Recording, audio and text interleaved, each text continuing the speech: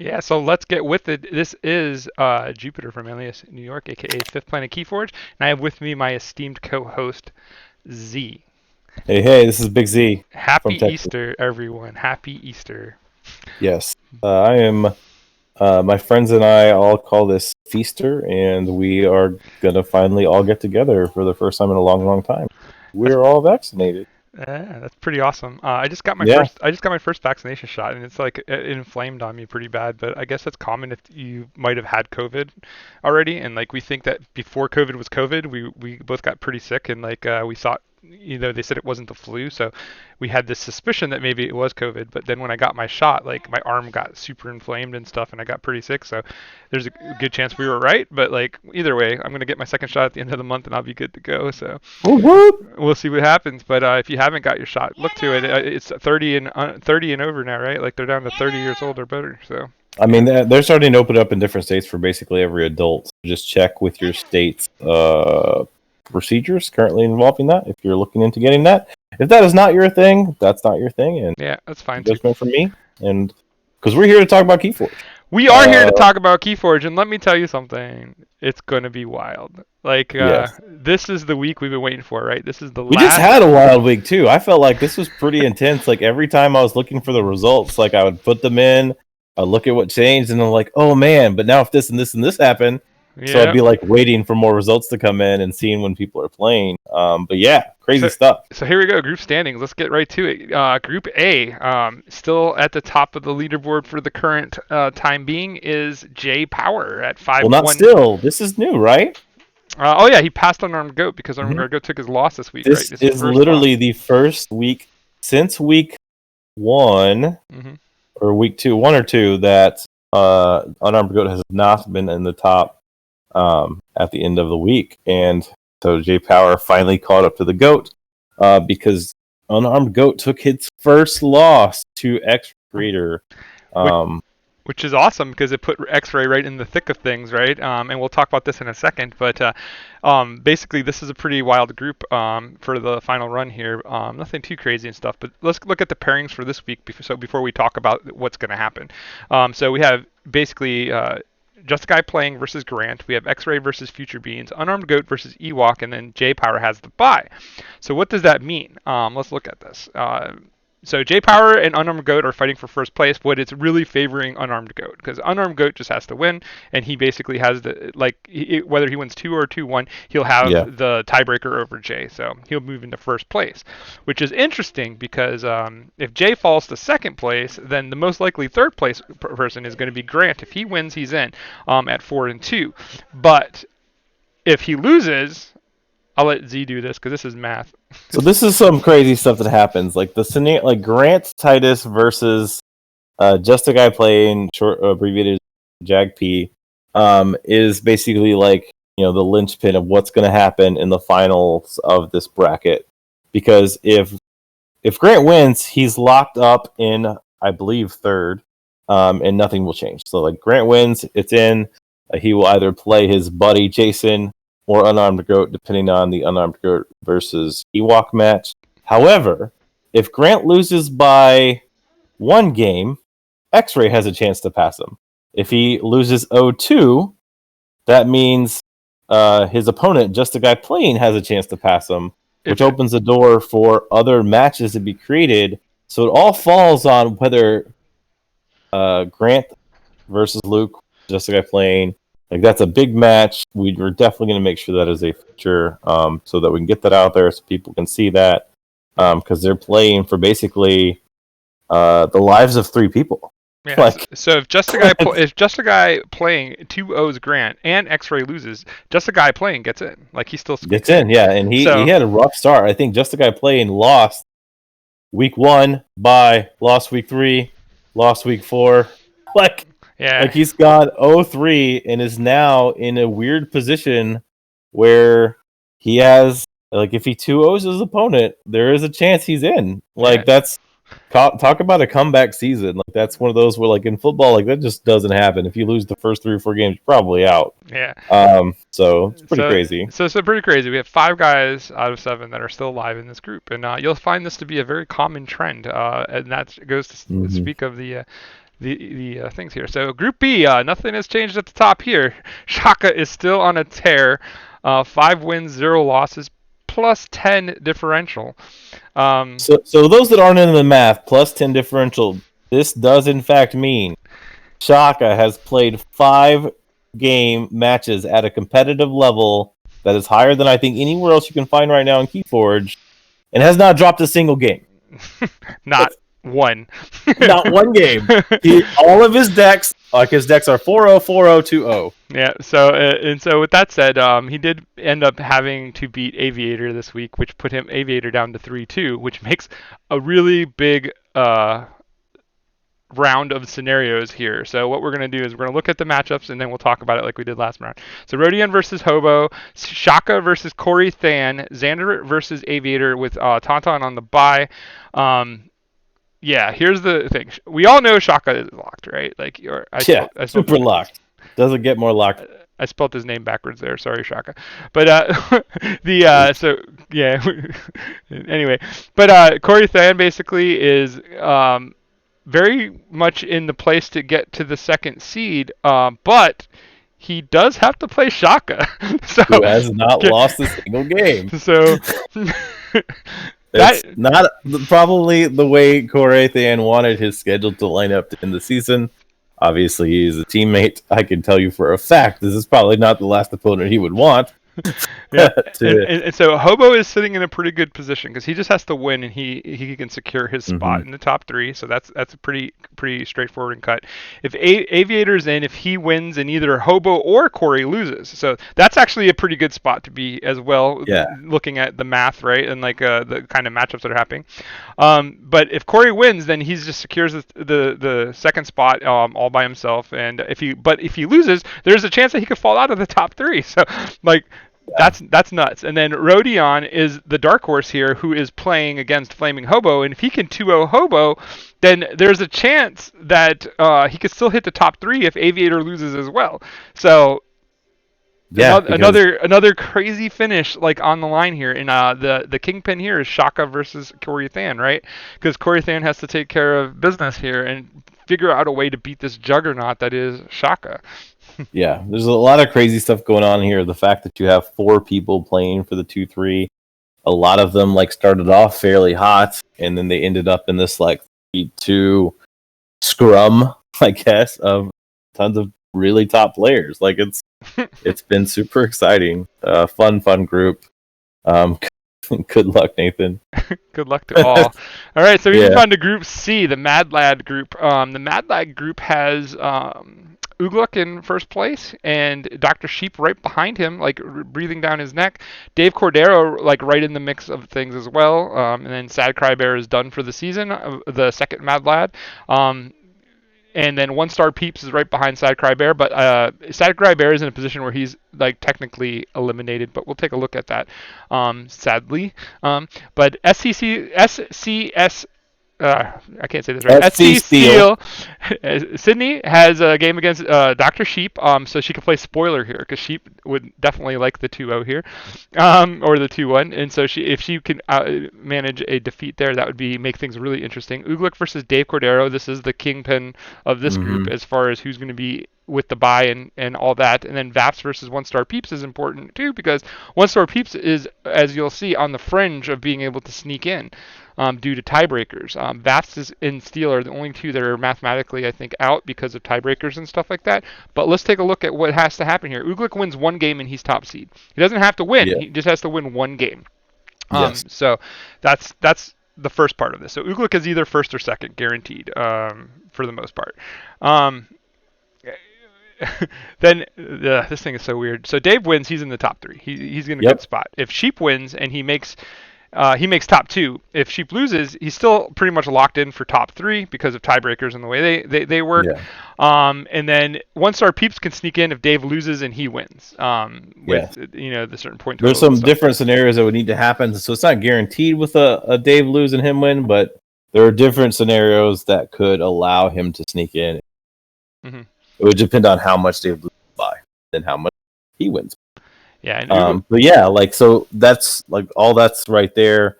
Ugluk's super safe. It's just whether or not he is going to be locked or not. Yeah, Um, so Sheep and Ooglik are basically vying for the bye. So that's the real fight here. Whether Sheep is going to be first or third, maybe second, depending on what happens with other games and stuff. But the idea is he's in that top three somewhere, and him winning would just help him a lot, help himself out a lot. And if Dave was to win with Dr. Sheep, Ooglik could drop all the way to third, right?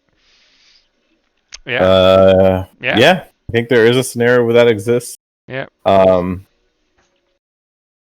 Yeah, again, this is yet another very exciting bracket.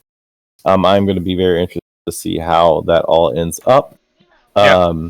Yeah, everything Dave said in chat is exactly what we just said in a matter of things. So I don't know if it's entirely accurate though. Like, so Dave is saying I have to go 0-2 and Andrew has to go 2-0. But yeah. Didn't Andrew beat Dave? Andrew? Yeah, that's what he's. Oh no, saying. Andrew lost. So that Dave has to be basically go 0-2 and Andrew has to go 2-0. That is the fact of the matter. But either way, yes. So this group is in the air too. As we see, there's 4 active people still competing for those spots, and outside long shots for 1-star peeps. But for the most part, like there is definitely a buy on the line here in this group. So that's interesting. So we'll see what happens. A much better spot for Dave this season than last season, where he was waiting on the last game of the season to see if he made it in.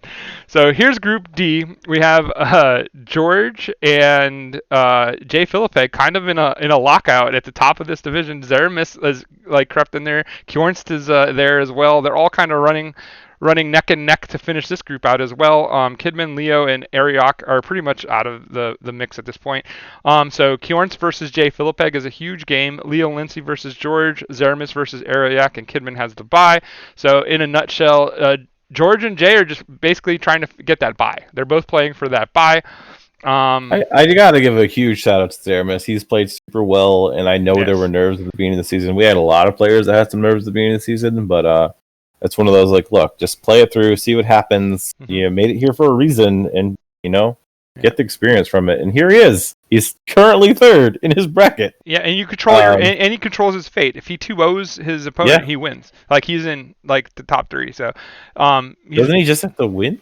2-0, no, because he lost to Kjorns, so Kjorns has the tiebreaker. So if he just wins 1, Kjorns goes 2-0, he will be passed. Oh, right. Yeah. So very, very fun stuff. Yeah, there is a chance here where Zeramis could win and still not make it if Kjorn's 2-0s and he 2-1s. But either way, great showing by all these people. Great group. It's been fun to watch. But the real math here is who's going to end up in first place. Mm-hmm. And with that said, Jay Philippe versus Kjorns. That's the match to watch this group. They're both fighting for it. Kjorns needs the 2-0. J Phil wants to stay in, like possibly earn the spot to take over GJ. Mm-hmm. So this is another good one. Another hot one. So here's the Lorenzo group, we'll call it, as he's pretty much only lost 1 game. He's 5-0-9, so he's only lost 1 game. So he's right behind Shaka in that craziness of perfection, right? And Echo Ito and Erie Daly and Kiwi are all very much alive, depending on how these things work out. So let's take a look at the matchup so we can talk about what the craziness here is. But we have Lepore versus Erie. We have Lorenzo versus Echo Ito, Merton versus Easy, and Kiwi's on the bye. So what does that mean? It means Lorenzo is locked into first place, which is pretty obvious, right? But Echo Ito needs to win just 1 game to get a lock in the top 3. So he doesn't have to win his match. He just has to win 1 game. Single game. And you see that might be hard because he's still playing against Lorenzo, who's only lost 1 game. Yeah. So that is not a guarantee. And then Erie Daly has to win basically to advance, and then Kiwi advances if Erie loses or if Echo Ito loses 0-2. So Kiwi is gonna help Lorenzo here for sure and go 2-0 this guy because you get me a chance to get in. Yeah, Kiwi is going to do everything he can to probably prep Lorenzo, even though Lorenzo's locked. And he could be, if the scenario works out perfectly for the Atlanteans, they guarantee 2 of 3 make it in, which is the best result that they could have had. Because unfortunately, this group ended up with 2 Atlanteans. If Erie wins and Lorenzo wins and they win 2-0, and then Kiwi would be in and Echo would be out. They would have 3 Atlanteans at the top.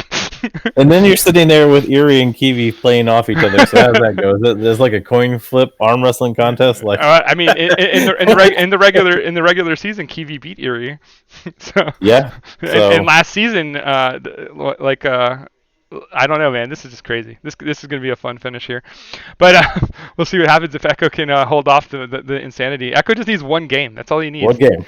I win one game. If he doesn't win a game, he's in trouble. He could be in trouble. That's gonna be a real feel bad end of the season if Echo can't win one game. Because if Erie wins 2-1, if Erie wins 2-1, he beats him on differential. So like Erie does pass him. So and oh my God. Yeah. I don't know. Did Kiwi beat Echo or did Echo beat Kiwi?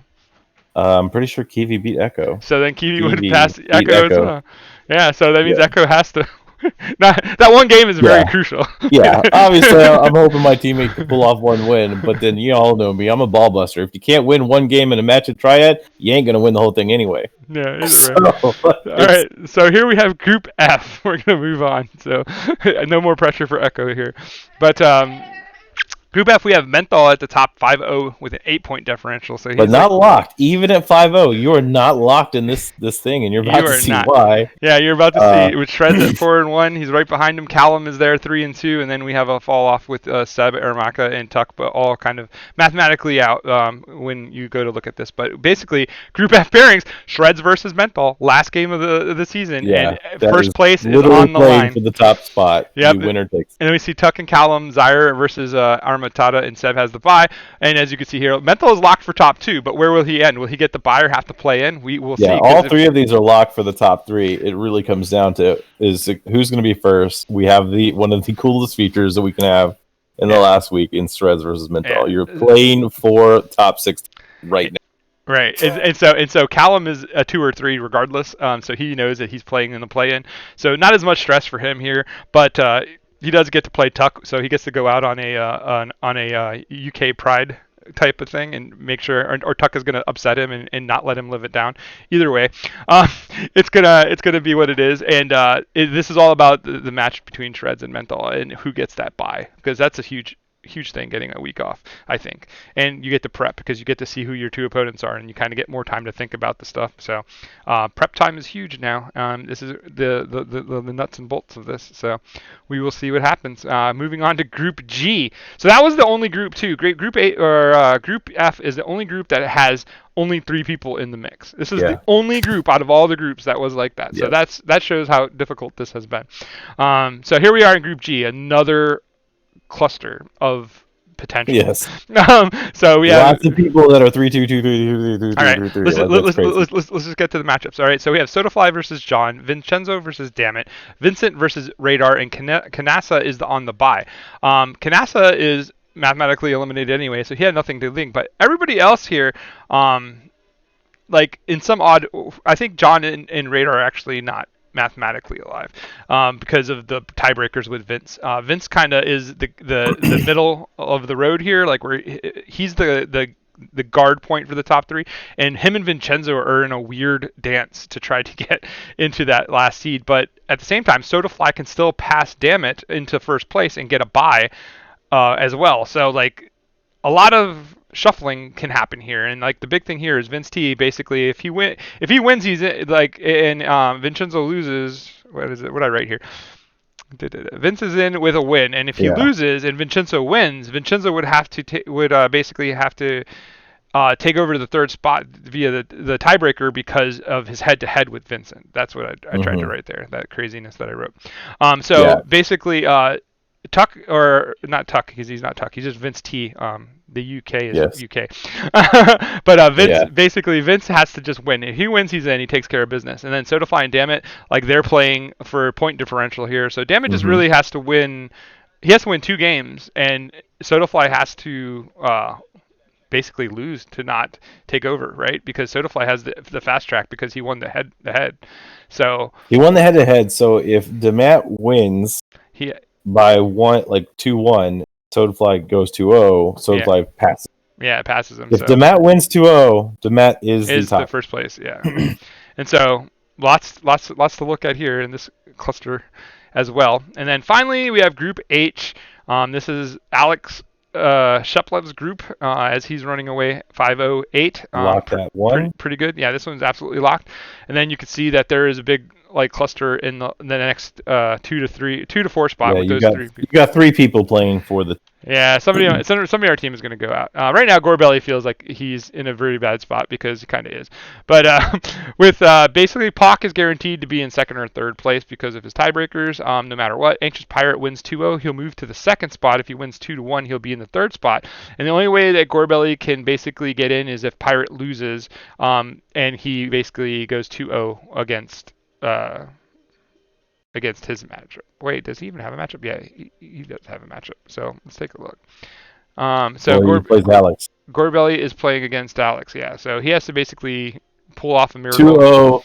2-0 the top seed. Yeah. And then Pirate has to lose to the sub. Yeah. Oh, so that's not going to happen. But I doubt it because there's too many things that the subs get to do. But anyhow. But yeah, so there you go. That's what this week is going to look like as far as what we have. Yeah. I don't want to play the intro again. Turn that off. But that is what we have right now, folks. That is the final stretch. So we have all the major games that need to be played. Basically, 6 of the 8 groups are really at risk for major shifts. Group A, B, C, D, F, and G are all. Yeah, as we just talked about, lots of top seeds still at stake, and that's playing to get directly into the top 16, directly into Season 3. Yeah. Yeah, so it's going to be crazy. This is going to be the best week of the KFPL in history, I believe, as far as games go. And we're going to try to get as many of those games publicized to you guys as possible. So we'll see how the schedules work. I think me and Z will be looking to take care of most of the West, and then hopefully the Screech Bomb guys and the Team Exalted guys can figure out the 3 that are in the East. And we'll get as many of these games as we can. So that said, like, happy Easter, everyone.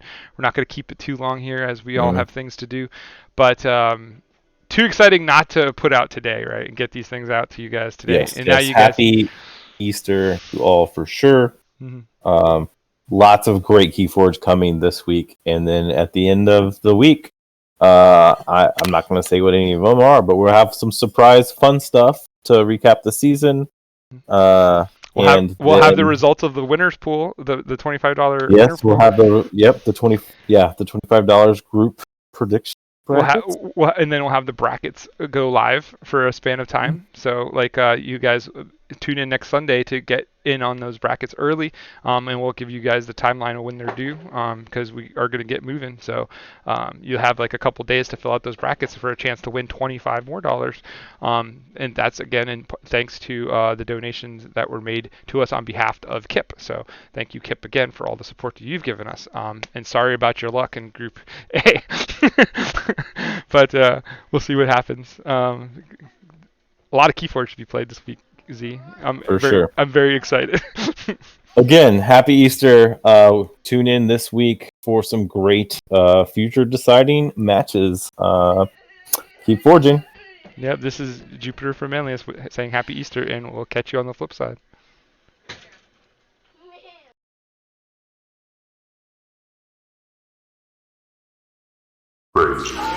Killing machine.